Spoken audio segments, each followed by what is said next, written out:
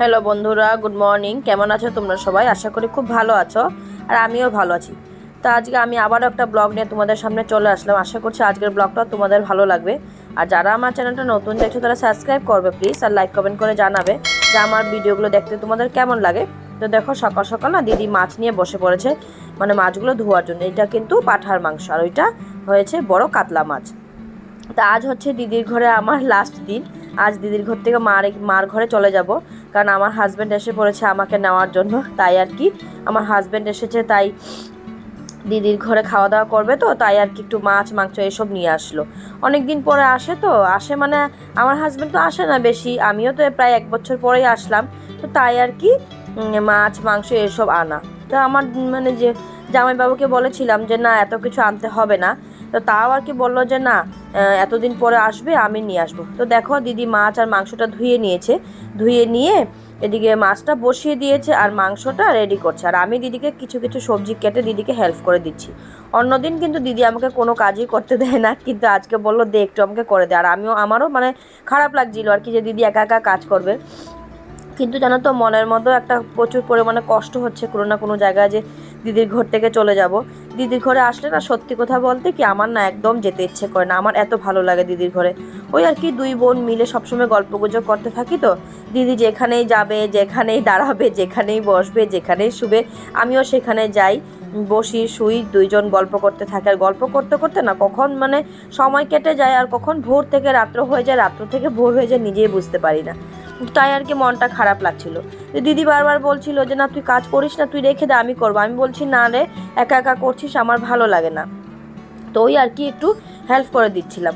আর দেখবে, একা একা করতে থাকলে কেউ সামনে যদি দেখো, দেখবে চোখে কিন্তু দেখে সহ্য হয় না। আমার তো একদমই হয় না, জানি না কার কেমন হয়। তো এই যে দেখো, রিয়ান সেখানে দাঁড়িয়ে আছে। তারপর দিদিকে বললাম, দিদি আমার সোনার তো খাওয়ার টাইম হয়ে গেছে, সোনার খাওয়াটা দিয়ে দে, আমি সোনাকে খাইয়ে দিই, তোর সময় তুই রান্নাটা করে নে। রান্না তো প্রায় হয়ে এসেছে, শুধু মাংসটা হচ্ছে। তো সোনার জন্য দিদি খাওয়াটা বানিয়ে দিয়েছে। ওই আর কি, সোনা তো এখন পর্যন্ত মানে খিচুড়িটাই খাওয়াই। অন্য কিছু না, ভাত খেলেও মানে অত বেশি খায় না। তাই আর কি মানে খিচুড়িটা একটু ভরা পেট খায়, তাই আর কি খিচুড়িটাই দিলাম। তো দিদি বলছিল, সোনা আমার এখানে এসে তো কিছুই খেলো না রে, অনেক মানে দুঃখ লাগছে। আমি বলছি দুঃখ করিস না, আবার যখন আসবে তখন সবই খাবে। তো ওই আর কি একটু মানে ডিম একটা সিদ্ধ করে দিয়েছে দিদি। তো ডিমটা অর্ধেক করে দিয়ে দিলাম, দিয়ে এটাকে গ্লাস দিয়ে ভালো করে মেরে নিব। কারণ কি, আমার সোনার আর কি বমির প্রবলেম, তো এটা তো সবাই জানো। তো কারণ তোমাদেরকে আমি আগেও বলেছি ভিডিওতে, আমার সোনার মানে বমি করে, তো এখনও পুরোপুরিভাবে খেতে পারে না। তো ওই আর কি, তো এদিকে সোনা দাঁড়িয়ে আছে, এইভাবে দাঁড়িয়ে থাকতে থাকতে ওকে খাইয়ে দিব ভেবেছি। আর ওর পাপা আছে, তো তার জন্য আজকে খুব ভীষণ মানে ফুর্তি হচ্ছে খুব। মনের মধ্যে ভীষণ কষ্ট নিয়েও দিদির সাথে কথা বলছি, কাজ করছি, কিন্তু না মনের মধ্যে কিন্তু ভীষণ পরিমাণে দুঃখ লাগছে, কষ্টও হচ্ছে। কারণ আজকে চলে যাব, মনটা মানছেই না কোনো মতনই, যেন চলে যায়। মনে হচ্ছে যেন আরও কটা দিন যদি থাকতাম ভালো লাগতো। কারণ এবার তো আসলামও প্রায় বেশি দিনের জন্যও না, ঠিক মানে 15-20 দিনের জন্য এসেছিলাম। কিন্তু এখন আর যেতে ইচ্ছে করছে না। কিন্তু দেখবে, বিয়ে হয়ে যাওয়ার পরে না, যখন তুমি বাপের বাড়ি আসবে তখন শ্বশুর বাড়ি যাওয়ার জন্য মন টানে, আর যখন শ্বশুর বাড়ি যাবে তখন বাপের বাড়ি আসার জন্য মন টানে। এই মনটা যে না, এই মনটাকে যে কী করে বোঝাবো, আর কী করেই যে মনটাকে সামলাবো, কিছু করার নেই। মেয়েদের হয়তো এমনই হয়, প্রত্যেক মেয়ের ক্ষেত্রতেই। তো ওই আর কি, সোনাকে আজকে আর মোবাইল দেখালাম না। এমনিতে তো আমার সোনা মোবাইল দেখে খায় না, কিন্তু ওই আর কি খাওয়ার সময় একটু একটু দেই।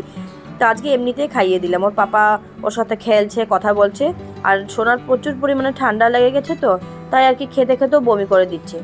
তো কফ হয়েছে, কফ হলে তো বমি হয়, সেটা ডক্টরও বলে আর আমার দিদিও বলে। আর আমার দিদি যাই বলে না, আমার সোনার কিন্তু সেটা মানে ঠিকই লেগে যায়।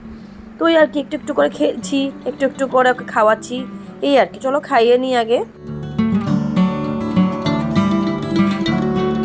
খাওয়াতে খাওয়াতে সোনা বমি করে দিল। দিদিও তার জন্য দৌড়ে চলে আসলো, যে কি হয়েছে রে। আমি বললাম, দেখ না কি হবে আর, বমি করে সব ভাসিয়ে দিয়েছে। এত যে মনটা খারাপ লাগছে কি বলবো।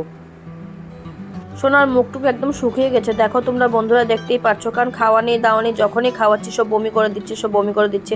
মনটা খারাপ লাগছে ভীষণ। তো বমিটা সাফা করে নিচ্ছি আমি।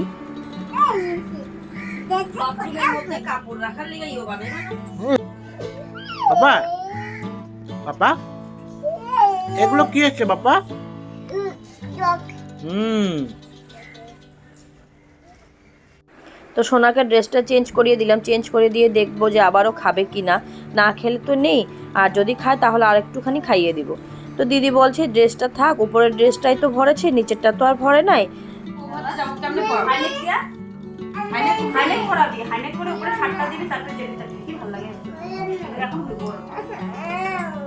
এই করবো, এই যে এদিনকার জামু যে গরম শুটগুলো আছে পরায়, গরম শুটগুলো নিচে পরাবি, পরায় শার্ট পরে ওই যে পাতলা হাইনেক গুলি থাকে না, এগুলো দিয়ে দেবো। দিয়ে শার্ট পরায়, তারপরে তারপর নিচে এই যে জুতাটা পরায়। এটা লগে জুতাটা পকড়া দিতে, এটারে একদম জিপ করে জুতাটা সুন্দর ছিল। তো ওইদিকে দিদি কিছু মানে রিয়াংশের ড্রেস দিয়েছিল, দিদির ছেলের আর কি, দিদির ছেলের নাম রিয়াংশ, তো তাই আর কি রিয়াংশ বলছি। তো আমি বলছি হ্যাঁ দে, ভাইয়ের ড্রেস ভাই পরবে না তো কে পরবে? তো দিদি আর কি বলছিল এইভাবে করে পরাবি, ওইভাবে করে পরাবি, দেখবি ভালো লাগবে। তো দিদিরও মনটা বেশ খারাপ লাগছিল যে তুই আসছিসই মাত্র, মানে এসেছিসই আর তুই চলে যাবি।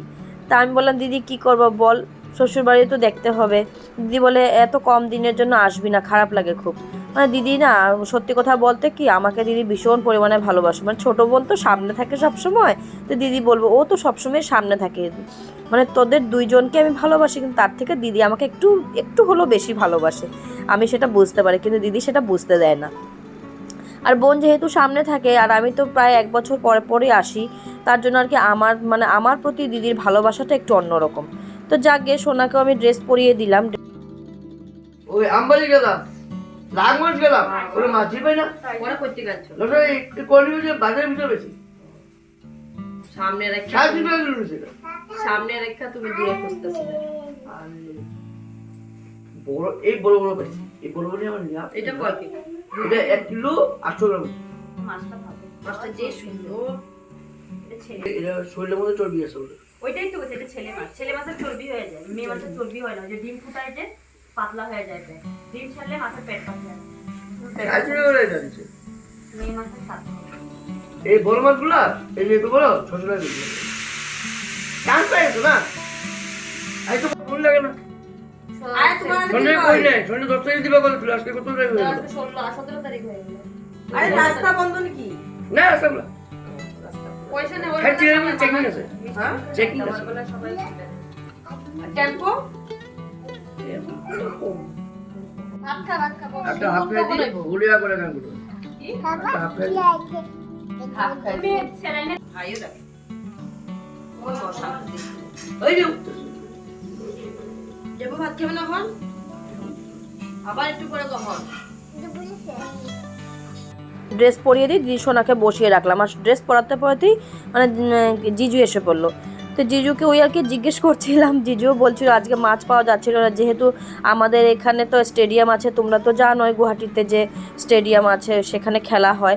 তো সেই স্টেডিয়ামে আর কি অরিজিৎ সিং আসবে, তো তা সবাই বলছিল যে রাস্তা নাকি বন্ধ হয়ে যাবে, 4টার সময় নো এন্ট্রি করে দেবে। তাই আর কি একটু তাড়াহুড়ো করে খাওয়া দাওয়া করে বের হতে হবে। তাই আর কি জিজুকে জিজ্ঞেস করছিলাম যে জিজু রাস্তা কি বন্ধ নাকি, কারণ আমরা তো না হলে যেতে পারবো না। তো জিজু বলছিল না যেতে পারবে, রাস্তা খোলাই আছে। তো তাই আর কি দিদি বললো তোরা খেতে বসে পড়। তো দিদিকে বললাম যে তুই খাবি না, দিদি বলে তোরা খা, আমি নিচ্ছি। আর জিজুকে জিজ্ঞেস করলাম, জিজু বললো পরে খাবো। তো যাক গিয়ে খাওয়া দাওয়া শেষ করে এদিকে দেখো আমি রেডি হয়ে গেছি, কারণ কি বসতেও পারবো না, একটু শুতেও পারবো না, যেহেতু যদি রাস্তা বন্ধ হয়ে যায়।